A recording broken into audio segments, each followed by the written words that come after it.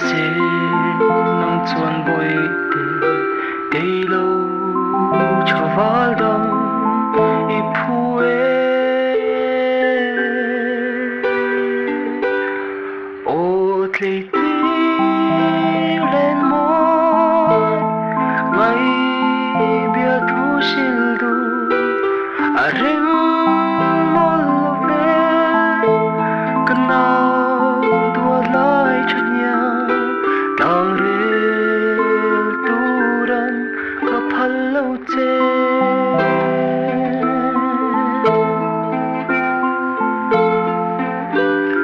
an ka le nui mo ka ton mang mo la ton sang in dam la piara am tin kan chen du na ma se si chian bo a zai lo sa nam ka chen nang che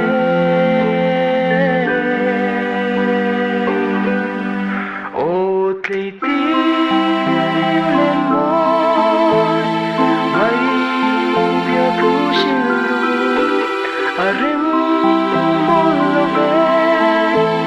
kana tua lai chanya tang re turan ka phal lo che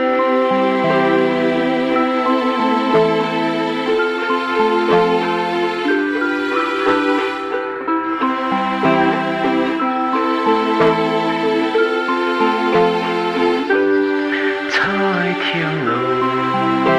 đi ba na ai muốn parte thấy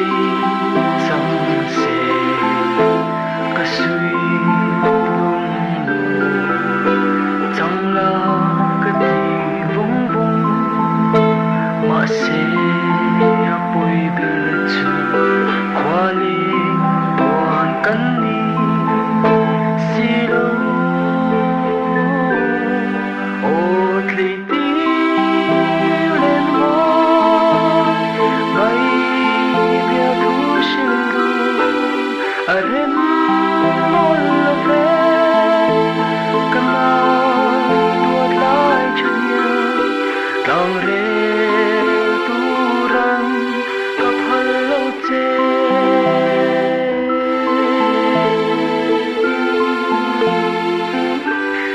lei tir sa pe mo enga kher hian ge ka lo tum che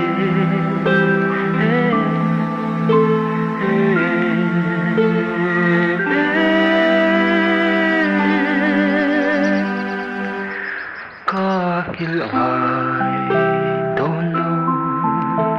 don hia lung le ka kiu vung vung